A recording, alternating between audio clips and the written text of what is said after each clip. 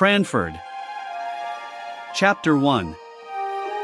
Our Society. In the first place, Cranford is in possession of the Amazons. All the holders of houses above a certain rent are women. If a married couple come to settle in the town, somehow the gentleman disappears. He is either fairly frightened to death by being the only man in the Cranford evening parties, or he is accounted for by being with his regiment, his ship, or closely engaged in business all the week in the great neighboring commercial town of Drumble, distant only 20 miles on a railroad. In short, whatever does become of the gentlemen, they are not at Cranford. What could they do if they were there? The surgeon has his round of 30 miles, and sleeps at Cranford, but every man cannot be a surgeon.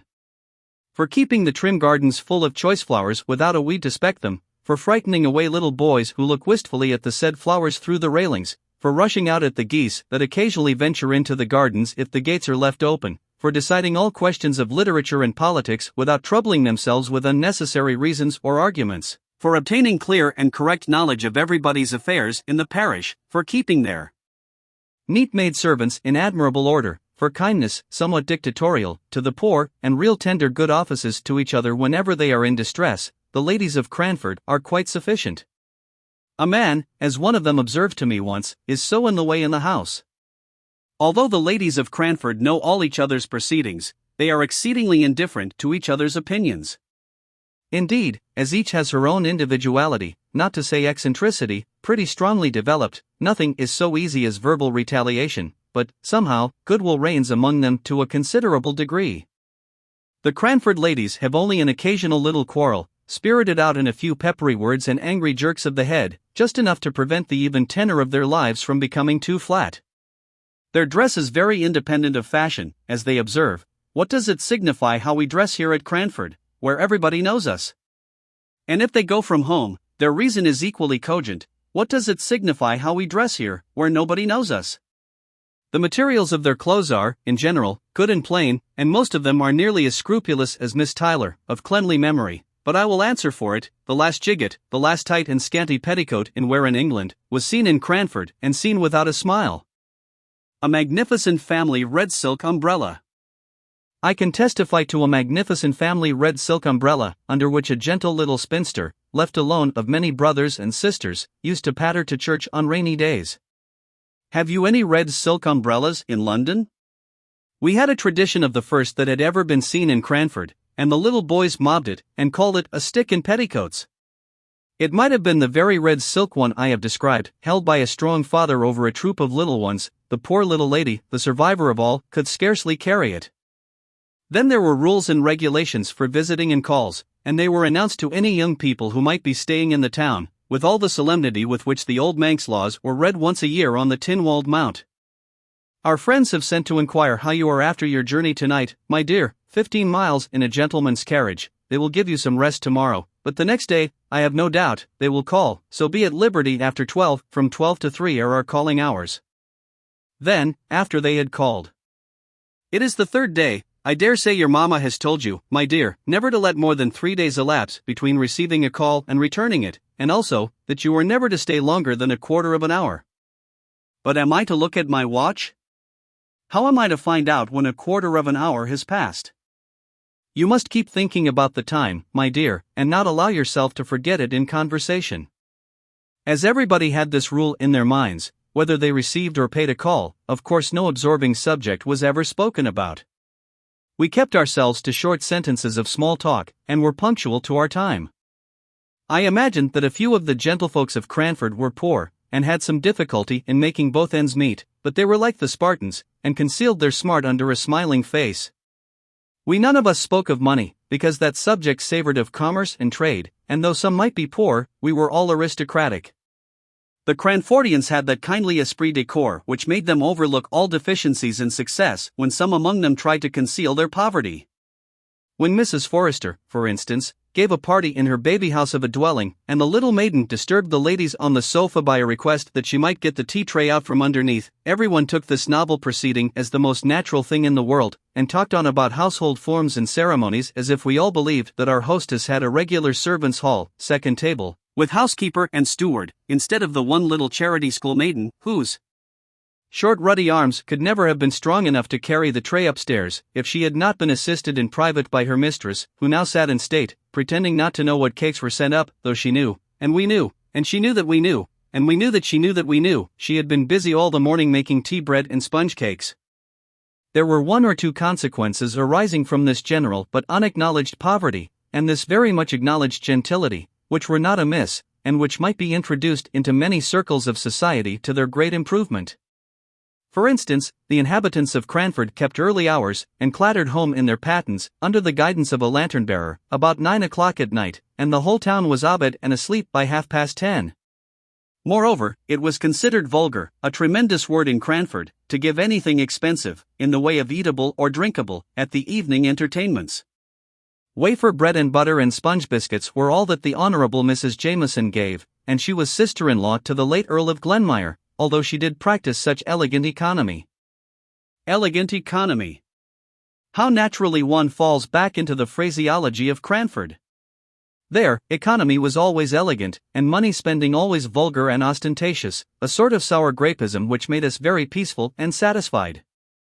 I never shall forget the dismay felt when a certain Captain Brown came to live at Cranford, and openly spoke about his being poor, not in a whisper to an intimate friend, the doors and windows being previously closed, but in the public street, in a loud military voice, alleging his poverty as a reason for not taking a particular house. The ladies of Cranford were already rather moaning over the invasion of their territories by a man and a gentleman. He was a half-pay captain, and had obtained some situation on a neighboring railroad, which had been vehemently petitioned against by the little town, and if, in addition to his masculine gender, and his connection with the obnoxious railroad, he was so brazen as to talk of being poor, why, then, indeed, he must be sent to Coventry. Death was as true and as common as poverty, yet people never spoke about that, loud out in the streets. It was a word not to be mentioned to ears polite. We had tacitly agreed to ignore that any with whom we associated on terms of visiting equality could ever be prevented by poverty from doing anything that they wished.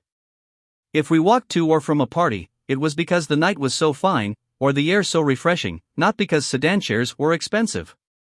If we wore prints instead of summer silks, it was because we preferred a washing material, and so on, till we blinded ourselves to the vulgar fact that we were, all of us, people of very moderate means. Of course, then, we did not know what to make of a man who could speak of poverty as if it was not a disgrace. Yet, somehow, Captain Brown made himself respected in Cranford, and was called upon, in spite of all resolutions to the contrary. I was surprised to hear his opinions quoted as authority at a visit, which I paid to Cranford about a year after he had settled in the town. My own friends had been among the bitterest opponents of any proposal to visit the captain and his daughters, only 12 months before, and now he was even admitted in the tabooed hours before 12. True, it was to discover the cause of a smoking chimney before the fire was lighted, but still Captain Brown walked upstairs, nothing daunted, spoke in a voice too large for the room, and joked quite in the way of a tame man about the house. He had been blind to all the small slights and omissions of trivial ceremonies with which he had been received. He had been friendly, though the Cranford ladies had been cool. He had answered small sarcastic compliments in good faith, and with his manly frankness had overpowered all the shrinking which met him as a man who was not ashamed to be poor. And, at last, his excellent masculine common sense, and his facility in devising expedients to overcome domestic dilemmas, had gained him an extraordinary place as authority among the Cranford ladies. He himself went on in his course, as unaware of his popularity as he had been of the reverse, and I am sure he was startled one day when he found his advice so highly esteemed as to make some counsel which he had given in jest to be taken in sober, serious earnest. It was on this subject. An old lady had an Alderney cow, which she looked upon as a daughter. You could not pay the short quarter of an hour call without being told of the wonderful milk or wonderful intelligence of this animal. The whole town knew and kindly regarded Miss Betsy Barker's Alderney, therefore great was the sympathy and regret when, in an unguarded moment, the poor cow tumbled into a lime pit. She moaned so loudly that she was soon heard and rescued, but meanwhile the poor beast had lost most of her hair, and came out looking naked, cold, and miserable, in a bare skin. Everybody pitied the animal, though a few could not restrain their smiles at her droll appearance.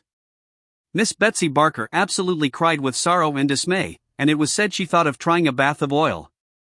This remedy, perhaps, was recommended by some one of the number whose advice she asked, but the proposal, if ever it was made, was knocked on the head by Captain Brown's decided, "Get her a flannel waistcoat and flannel drawers, ma'am, if you wish to keep her alive. But my advice is, kill the poor creature at once." Miss Betsy Barker dried her eyes, and thanked the captain heartily. She set to work, and by all the town turned out to see the Alderney meekly going to her pasture, clad in dark grey flannel. I have watched her myself many a time. Do you ever see cows dressed in grey flannel in London?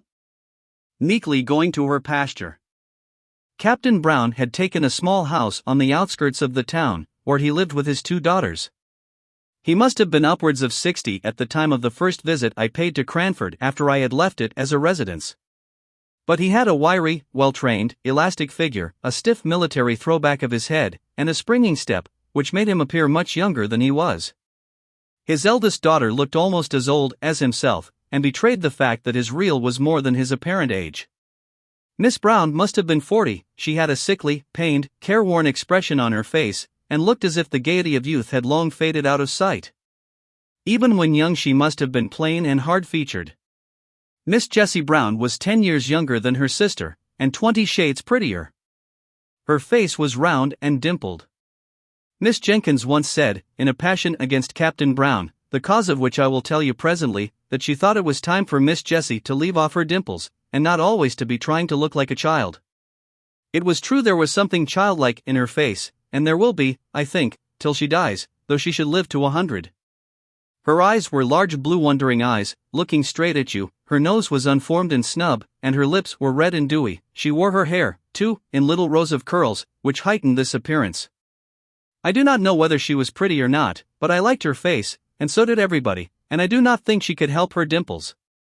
She had something of her father's jauntiness of gait and manner, and any female observer might detect a slight difference in the attire of the 2 sisters, that of Miss Jessie being about £2 per annum more expensive than Miss Brown's.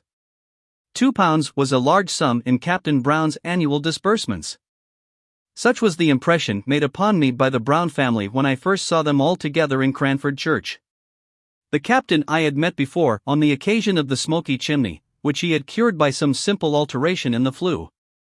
In church, he held his double eyeglass to his eyes during the morning hymn, and then lifted up his head erect and sang out loud and joyfully.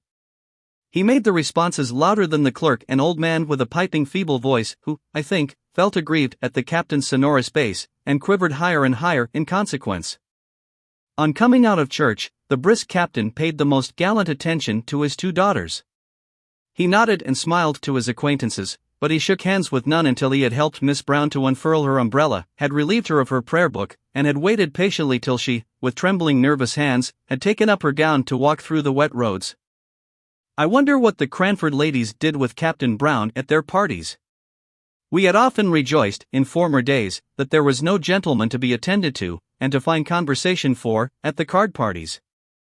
We had congratulated ourselves upon the snugness of the evenings, and, in our love for gentility, and distaste of mankind, we had almost persuaded ourselves that to be a man was to be vulgar, so that when I found my friend and hostess, Miss Jenkyns, was going to have a party in my honor, and that Captain and the Miss Browns were invited, I wondered much what would be the course of the evening. Card tables, with green baize tops, were set out by daylight, just as usual. It was the 3rd week in November, so the evenings closed in about 4. Candles, and clean packs of cards, were arranged on each table. The fire was made up, the neat maid-servant had received her last directions, and there we stood, dressed in our best, each with a candle lighter in our hands, ready to dart at the candles as soon as the first knock came.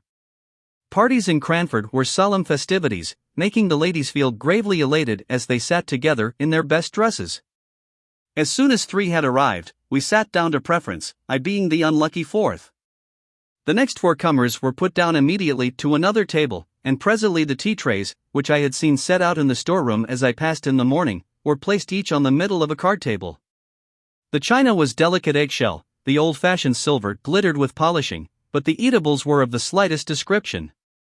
While the trays were yet on the tables, Captain and the Miss Browns came in, and I could see that, somehow or other, the Captain was a favorite with all the ladies present. Ruffled brows were smoothed, sharp voices lowered at his approach. Miss Brown looked ill, and depressed almost to gloom. Miss Jessie smiled as usual, and seemed nearly as popular as her father. He immediately, and quietly assumed the man's place in the room, attended to everyone's wants, lessened the pretty maidservant's labor by waiting on empty cups and bread and butterless ladies, and yet did it all in so easy and dignified a manner, and so much as if it were a matter of course for the strong to attend to the weak, that he was a true man throughout. He played for threepenny points with as grave an interest as if they had been pounds, and yet, in all his attention to strangers, he had an eye on his suffering daughter, for suffering I was sure she was, though to many eyes she might only appear to be irritable. Miss Jessie could not play cards, but she talked to the sitters out, who, before her coming, had been rather inclined to be cross. She sang, too, to an old cracked piano, which I think had been a spinet in its youth. Miss Jessie sang, Jock of Hazeldean a little out of tune, but we were none of us musical, though Miss Jenkyns beat time, out of time, by way of appearing to be so. It was very good of Miss Jenkyns to do this, for I had seen that, a little before, she had been a good deal annoyed by Miss Jessie Brown's unguarded admission, apropos of Shetland wool, that she had an uncle, her mother's brother, who was a shopkeeper in Edinburgh. Miss Jenkyns tried to drown this confession by a terrible cough, for the Honourable Mrs. Jameson was sitting at a card table nearest Miss Jessie, and what would she say or think if she found out she was in the same room with a shopkeeper's niece? But Miss Jessie Brown, who had no tact, as we all agreed the next morning, would repeat the information and assure Miss Pole she could easily get her the identical Shetland wool required, through my uncle, who has the best assortment of Shetland goods of anyone in Edinburgh. It was to take the taste of this out of our mouths, and the sound of this out of our ears, that Miss Jenkyns proposed music, so I say again, it was very good of her to beat time to the song. When the trays reappeared with biscuits and wine, punctually at 8:45, there was conversation, comparing of cards, and talking over tricks, but by and by Captain Brown sported a bit of literature. "Have you seen any numbers of the Pickwick papers?" said he. They were then publishing in parts. "Capital thing." Now Miss Jenkyns was daughter of a deceased rector of Cranford, and, on the strength of a number of manuscript sermons, and a pretty good library of divinity, considered herself literary, and looked upon any conversation about books as a challenge to her. So she answered and said, yes, she had seen them, indeed, she might say she had read them. "And what do you think of them?" exclaimed Captain Brown. "Aren't they famously good?" So urged Miss Jenkyns could not but speak. "I must say, I don't think they are by any means equal to Dr. Johnson. Still, perhaps, the author is young. Let him persevere, and who knows what he may become if he will take the great doctor for his model." This was evidently too much for Captain Brown to take placidly, and I saw the words on the tip of his tongue before Miss Jenkyns had finished her sentence. "It is quite a different sort of thing, my dear madam," he began. "I am quite aware of that," returned she. "And I make allowances, Captain Brown."